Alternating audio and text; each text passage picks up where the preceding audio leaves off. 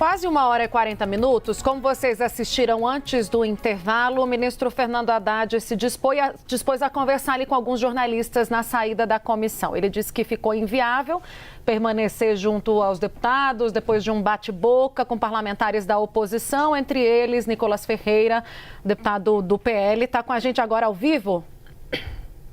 Eu tenho a Gabriela Veras, junto ao deputado Nicolas. Tudo bem, deputado? Bem-vindo ao nosso Bastidores CNN.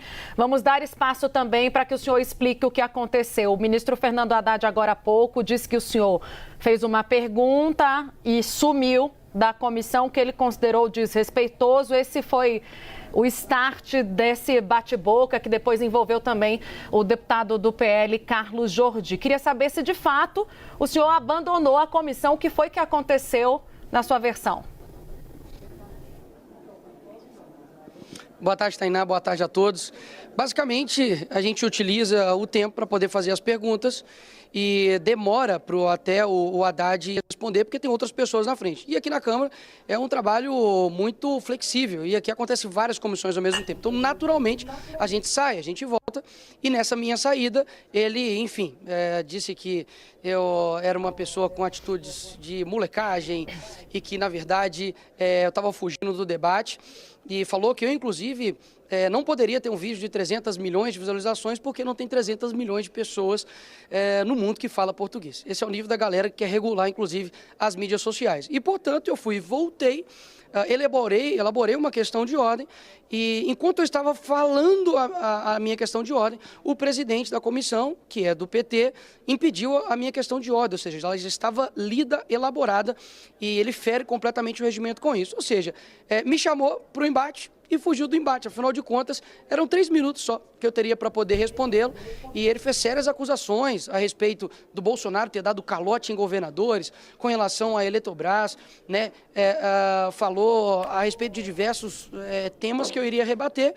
E o presidente, inclusive, que é do PT, depois ainda falou que iria pedir à Polícia Legislativa para tirar os deputados baderneiros. Então, essa história que ele contou aí, afinal de contas, é uma lorota, porque ele, como ministro de Estado, está preocupado com vídeo de 300 milhões, ele está preocupado com vídeo meu, e daqui a pouco está postando vídeo para poder falar mal dos meus vídeos. Realmente é lamentável que um ministro tenha medo de um menino de 1,69 m. Parlamentar, o senhor tentou explicar para o Fernando Haddad exatamente o que aconteceu, que o senhor teve que se ausentar por uma outra votação ou por uma outra audiência, ou não deu tempo? Eu não pude. Eu iria esclarecer tudo isso na minha fala. Só que quando eu fiz a questão de ordem, estava falando, óbvio, já comecei já rebatendo os argumentos dele e o presidente do PT simplesmente me impediu de falar. E quero deixar aqui bem claro, até para quem talvez não concorde comigo, eu defendo a questão de ordem, mesmo que a pessoa seja de direita, de esquerda, de centro, afinal de contas, é um instrumento regimental. Então, qual é o medo que eles têm de eu falar durante 3 minutos? Porque eles sabem que eu tenho alcance, eles sabem que eu vou falar a verdade sobre realmente o que ele falou. Ele falou diversas mentiras que eu ia rebater, mas agora foi um convite e pode ter certeza que agora a gente vai trabalhar para poder convocá-lo e espero que dessa vez ele não saia do debate como ele fez. A Gabriela Veras, que está conduzindo essa entrevista para a gente, tem uma pergunta também. É contigo, Gabi. Pois é, Tainá, Uribe, boa tarde a todos que estão aqui novamente. Importante você falar disso, deputado, porque agora há pouco na saída, o ministro da Fazenda, Fernando Haddad, disse que com essas situações acontecendo, citou até o caso da Marina Silva, da ministra Marina Silva, que teve aquele bate-boca também, disse que seria difícil os ministros do atual governo retornarem, virem, porque eles têm esse medo, de acontecer de novo um bate-boca, enfim, possível discussão. Como que vocês encaram isso, vindo do ministro da Fazenda, essa declaração de que o governo federal pode ficar um pouco mais recuado com relação a possíveis convites, enfim, para virem aqui para as comissões prestarem esclarecimentos que são necessários para a população de uma forma geral? Dá um Google aí, coloca ministro Paulo Guedes quando ele vier a essa Câmara. Ele só foi chamado de coisa pior porque eu acho que não deu tempo, mas ele permaneceu e ficou o tempo todo aqui.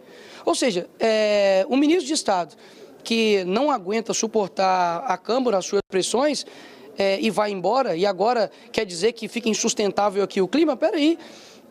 Eles, na verdade, estão com medo de vir aqui porque não aguentam a verdade. Porque todo ministro que vem aqui, do Lula, que vem aqui a essa casa, parece que eles são ministros da Suíça. Parece que a gente está na Nova Zelândia.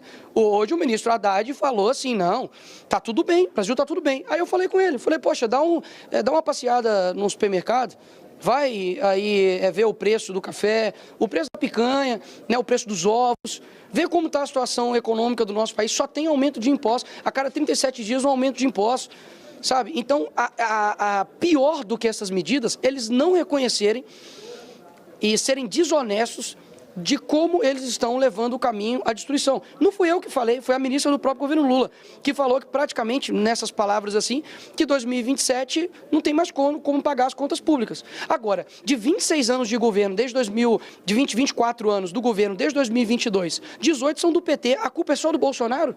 Então é inacreditável, ué. É muito bom ser petista, você faz o que você quiser e nunca a culpa é sua. Uai, eu quero ser petista no meu casamento também, ué.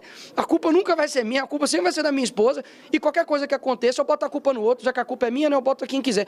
Então, assim, eles estavam rindo, debochando na comissão, como se, assim, o Brasil tivesse ótimo e nós estivéssemos ali fazendo mera oposição. Peraí, tem gente na ponta que está sofrendo para poder colocar comida na mesa sabe? Empresas quebrando, pessoas saindo daqui do Brasil porque não tem condições. Isso é desde a pessoa mais na ponta até as pessoas que estão lidando com o mercado. Ninguém está satisfeito. Deputado. E é eu que estou louco?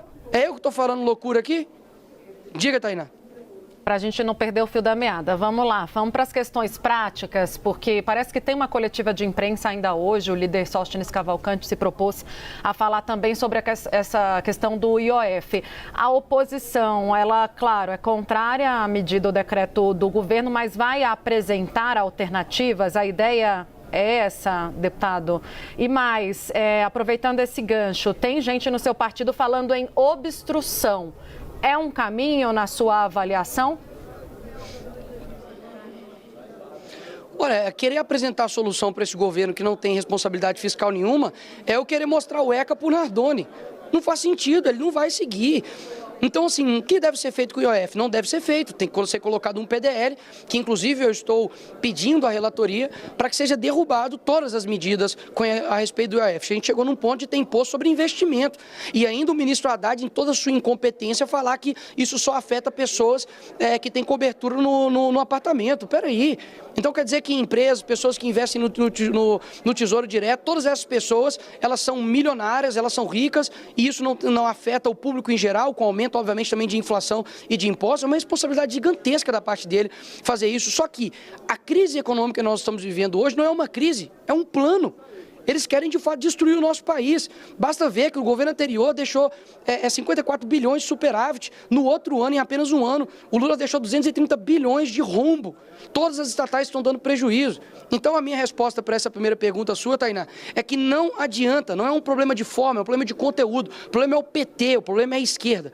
Com relação à obstrução, nós estamos extremamente insatisfeitos. Ontem o deputado André Fernandes fez um desabafo, praticamente em nome de várias pessoas da oposição, a respeito da postura do presidente Hugo Mota. Nós estamos sentindo praticamente ou traídos ou, no mínimo, enganados, porque nenhuma das medidas estão sendo colocadas a respeito, por exemplo, do IOF, a respeito da anistia, a respeito de outros temas que são caros e eu acredito que até a anistia seja um preço muito baixo em troca da pacificação que vai ocorrer, mas parece que nenhuma dessas medidas são colocadas. Não tem um projeto aqui para corte de gastos nessa casa, só aumento, só aumento, só aumento. Não tem Estado e não tem país que aguente isso. Nós conversamos com o deputado federal Nicolas Ferreira. Muito obrigado, deputado, pela conversa aqui no Bastidores CNN. E obrigado, Gabriela Veras, por ter feito a mediação dessa entrevista. Obrigado.